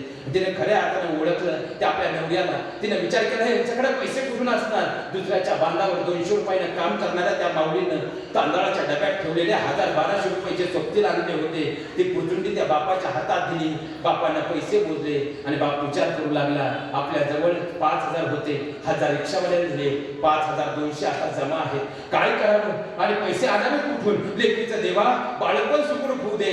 15-20 मिनिटाचा वेळ निघून गेला आणि डॉक्टर उत्तरते झाले, सिझर शिवाय पर्याय नाही. कमीत कमी 40,000 खर्च आहे. मी भूल देणाऱ्या डॉक्टरांना फोन केलाय, डॉक्टर येतील आता, पण तुम्ही 40,000 जमा करा. अरे कुटुंबाकडे कोणी वाईट नजर केली, त्याला गावातल्या चौकात चिरणारा तुमचा माझा बाप मात्र तुमच्या बाळकपणाची आदली रात्र अनेकांच्या पायावर डोकं टेकवत राहिला. 2%, 3%, 4%, 5%, 8%, दाम दुप्पट देईल, स्वतःला विकेल पण महिन्यात पैसे देईल असं म्हणून तुमच्या बाळपणाच्या दिवशी त्याला कुठून तरी व्याजाने पैसे आणले आणि तुमचं बाळपण केलं. आजही माझ्या बहिणींना आठवून पहा, तुम्ही ज्या वेळेस शुद्धीवर आलात ना, सकाळी तुमच्या जवळ तुमची आई होती. 2 तासांनी तुमचा नवरा बर्फी किंवा पेढे घेऊन आला होता. दुपारी 11 वाजता तुमचे सासरे आले होते, तर दुपारी 4 वाजेपर्यंत तुमची बहीण दवाखान्यात पोहोचली होती. पण या जगातला एक माणूस तुमच्या जीवनातला असा होता, तुम्ही बाळंत झाल्यानंतर त्याचं 12 तासांनी दर्शन झालं, तो म्हणजे तुमचा जन्मदाता पिता होता. कारण प्रत्येक जण बर्फी घेऊन येत होता, पण त्या बर्फी आणण्याचं जे कारण होतं ना, त्या लेकराच्या सिझरसाठी आलेला खर्च भागवण्यासाठी तो बाप दिवसभर अनेकांच्या पायावर मात्र डोकं टेकवत होता. तरी तो संध्याकाळी 6 वाजता दवाखान्यात आला आणि आईने सांगितलं, हो समजलं का तुम्हाला, तुम्ही बाबा झाला. त्या बाप पहिल्यांदा आयुष्यात खळखळून रडला, पण त्याच्या डोळ्यातला एकही अश्रू यासाठी नव्हता की माझ्या लेकीच्या बाळपणाला आणलेले पैसे महिन्याभरात द्यायचे. त्याला आनंद या गोष्टीचा होता, माझ्या लेकराचं सुखरूप बाळपण झालं. त्याच्या डोळ्यात उघडलेले ते आनंद असू होते, आम्ही पाहिलेच नाहीत आजपर्यंत, म्हणून आम्हाला आमचा पिता समजलाच नाही. वेळ भरपूर झाले, शेवटचा मुद्द्यावरती येतो. तुमच्या लग्नाची आदली रात्र आजही आठवून पहा. अनेक मैत्रिणी जमा झाल्या. मेहंदी काढायचं काम चालू होतं. मेहंदी काढायचं ज्यावेळेस काम चालू होतं, तुमच्या आईनं तुम्हाला जवळ उठलं आणि आई हमसून हमसून रडायला लागली, बाळा माझ्या काळजाचा तुकडा आहेस, बाळा माझ्या काळजाचं स्पंदन तू आहेस. या उशीवरती डोकं टेकून 20 वर्षे माझी सोबती होतीस, पण बाळा उद्यापासून या घराचा वासा दिसणार नाही. बाळा या घराचा चंद्र दिसणार हा तुला उद्यापासून दिसणार नाही. बाळा माझ्यापासून पोरकी होणार बाळा तू. आणि ती माऊली मात्र हमसून हमसून रडू लागली. पण त्याच वेळी तू आईची मुलीच्या मनात प्रश्न आला, आई मी उद्या जाणार, तुला दुःख होतंय, पण बाबा ते तर बाहेर उभे आहेत, त्यांना काहीच वाटत नाही. मुलगी धावत वडिलांच्या जवळ आली, वडिलांना हलवून विचारलं, बाबा अहो उद्या मी जाणार, तुम्हाला काहीच वाटत नाही. एक वेळ आजही आठवून पहा, वडिलांनी फक्त तुमच्या डोक्यावर हात ठेवून सांगितलं, बाळा जा लवकर आवरून झोपून घ्या, उद्या सकाळी लवकर उठायचे, दिवसभर लग्नाचा कार्यक्रम, संध्याकाळी वरात, परवा कुलदैवताला जायचे, जागृतीने पित्त होईल, बरं जा जा लवकर झोपून घ्या. आणि पाहता पाहता बाप अंधारात निघून गेला. जगाला दुरून तो बाप पाहिला, जगाला तो निष्ठुर वाटला, पण माझी लेक उद्या जाणार म्हणून संध्याकाळी सगळे झोपल्यानंतर रात्रीच्या 1 वाजता घराच्या पाठमोऱ्या भिंतीला टेकून माझं काळीज जाणार म्हणून हमसून रडलेला बाप कुणी पाहिला नाही. आम्हाला आमचा बाप म्हणजे पिता कळलाच नाही. तुमच्या लग्नाचा दिवस आठवा, साखरपुडा झाला, हळद झाली, लग्न झालं. फुलांनी सजलेली गाडी तुमच्या समोर आली, गाडीचा दरवाजा उघडला, तुम्ही गाडीत बसणार, तुमच्या आईने तुम्हाला मागं ओढलं, आई हमसून रडायला लागली. त्यावेळी तुम्हाला गाडी ढकलणार आणि तुमच्या आईला मागं ओढणारा तो बाप जगाने पाहिला, जगाला तो बाप निष्ठुर वाटला. पण तुमची गाडी फक्त 2 मैल पुढे गेली, त्याच खांबाला टेकून हमसून हमसून रडणारा पिता आम्ही पाहिलाच नाही. आम्हाला आमचा बाप म्हणजे पिता समजलाच नाही. अहो शेजाऱ्याला विचारलं, शामराव 2 महिन्यापूर्वी तुमचा एकुलता एक पोरगं गेलो, तुमच्या हातात मळतं होतं पण डोळ्यात पाणी नव्हतं, आज लेक जाताना रडताय. त्या बापानं दिलेलं उत्तर फार गोड होतं. त्याने सांगितलं, दादा 2 महिन्यापूर्वी गेलं ना, ते माझ्या गेलेल्या मुलाचं, मेलेल्या मुलाचं प्रेत होतं, आज माझ्या जिवंत लेकीचं प्रेत वाटत आवतो. अहो खऱ्या अर्थानं त्या बापाची अपेक्षा वेगळी अवस्था काय असते. बाप कसाही असू द्या, पण बापाचा सगळ्यात जास्त जीव लेकीवर असतो. म्हणून तर वैकुंठामध्ये खऱ्या अर्थानं वैराग्याची कळस मूर्ती असणारे तुकोबाराय सुद्धा लेकीच्या प्रेमाखातर पुन्हा माघारी आले. नव्हे तर विठ्ठल पंतांच्या डोळ्यातून उघडलेले अश्रू सुद्धा खऱ्या अर्थानं मुक्तराणीसाठीच तर होते. अहो बापाचं हृदय हे लेकीजवळ असतं, कारण मुलगी ही त्या वडिलांची फक्त मुलगीच नाही, तर कधी कधी आई होऊन सुद्धा त्या वडिलांना समजून घेत असते. आज छोटीशी लेकरू गर्भात असताना दादांचं जाणं झालंय, ज्या लेकीवरती सर्वार्थाने प्रेम होतं, ज्या लेकीचा चेहरा पाहायचा, तिला वडिलांचा चेहरा पाहायला मिळाला नाही, काय ती अवस्था असेल, पण तरीही दादा मात्र या देशासाठी सर्वार्थानं आपले खऱ्या अर्थानं सर्वस्व त्यांनी प्रदान केलं. अहो जीवनामध्ये अशी माणसं ज्यावेळेस खऱ्या अर्थानं घडतात ना, ती फक्त मनुष्य म्हणून जन्माला येत नाही, ते आपल्या इतिहासाची पानं सुद्धा अधोरेखित करतात. असंच या आडगावच्या मातीचं सुवर्णपान म्हणजे खऱ्या अर्थानं वीर जवान आप्पासाहेब मध्ये आहेत, मायबाप मध्ये आहेत. एकदा प्रेमानं भजन करूयात.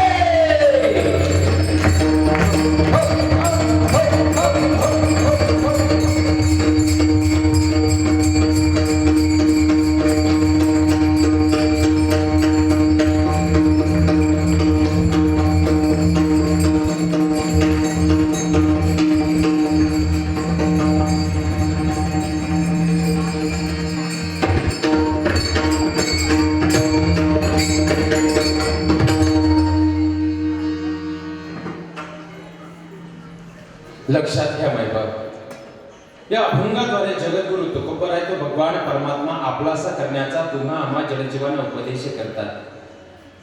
तो भगवान परमात्मा जर आम्ही आपलासा केला तर भगवान परमात्म्याचं नाव आपलंसं केलं, कलियुगी उद्धारे हरीच्या नामे.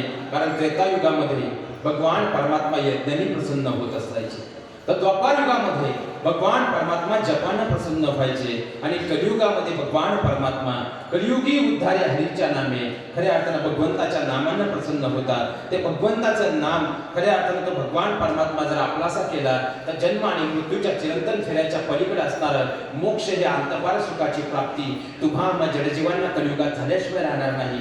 अभंगाच्या दुसऱ्या चरणामध्ये जगद्गुरु तुकोबराय सांगतात, येरती माईक दुःखाची जलती नाही अधिअंती अवसान. प्रपंच दुःख मूळ आहे, प्रपंच दुःख देणारा आहे, पण तो प्रपंच ज्या दिवशी स्वतःसाठी केला जातो तो दुःख देणारा असतो.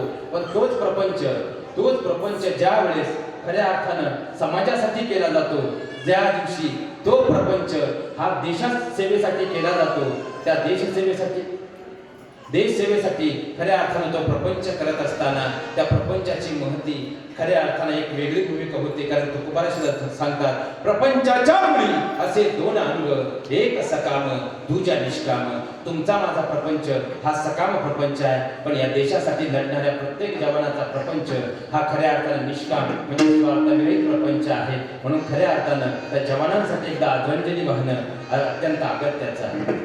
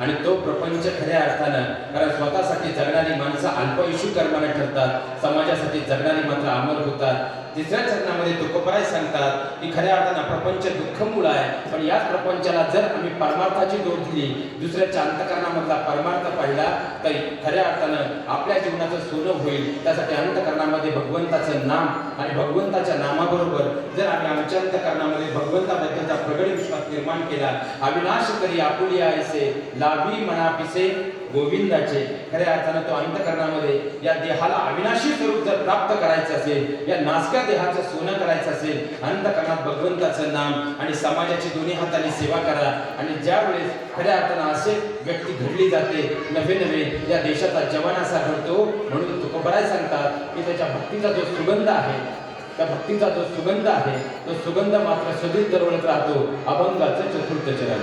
तुका म्हणे का देवानी,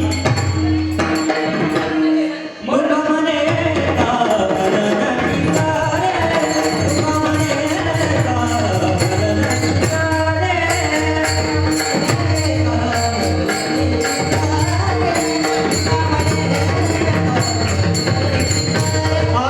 तुका म्हणे का गणपतीचा रे, तुका म्हणे का गणपतीचा रे, तुका म्हणे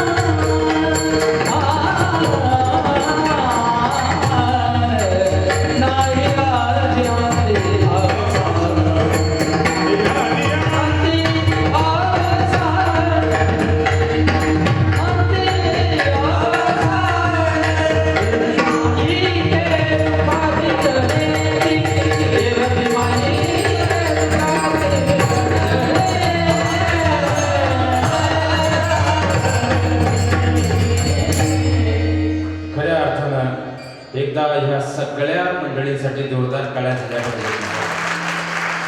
हे संप्रदायाचं सगळ्यात मोठं वैभव आहे की ज्या खऱ्या अर्थानं पावलांवरती ज्याप्रमाणे पंढरीच्या रावळ्यामध्ये त्या भक्तीच्या विटेवरती भगवान परमात्मा उभा आहे, तशा कीर्तन परंपरेची खरी जी वीट आहे ती वीट म्हणजे ही सगळी मंडळी आहे. खऱ्या अर्थानं ही महाराष्ट्रातील ज्ञानी ज्ञानी सर्वच मंडळी आज या ठिकाणी सरस्वती मातेला प्रसन्न करण्यासाठी आलेली आपणा सर्वांना मनापासून या ठिकाणी ऋण व्यक्त करतो. कारण छोटी छोटी लेकरं गेल्या 2 तासांपासून उभी आहेत आणि मागच्या तिकडे पळसे गावात त्यावेळेस खऱ्या अर्थानं समाधान दादांचं प्रेम होतं. दादा आपलेही मनापासून या ठिकाणी ऋण व्यक्त करतो. आदरणीय सर्व गायक वादक काळकरी विनेकरी चोपदार ग्रामस्थ सगळ्यांना या ठिकाणी ऋण व्यक्त करतो. पण त्या कुटुंबासाठी खऱ्या अर्थानं एक वाघाचं काळीज असणारी माऊली आहे दादांच्या धर्मपत्नी, त्याचप्रमाणे ती लेकरं आहेत आणि ती धन्य अशी माता पिता आहेत की ज्यांच्या संस्कारांवरती खऱ्या अर्थानं दादांची ही प्रगतीचा वेलू नव्हे तर कुटुंबाचा नव्हे तर 7 पिढ्यांचा उद्धार झालेला आहे. एकदा त्या कुटुंबालाही नतमस्तक होऊन या ठिकाणी प्रणाम करतो आणि माझ्या वाणीला पूर्ण विराम देतो. ज्ञानेश्वर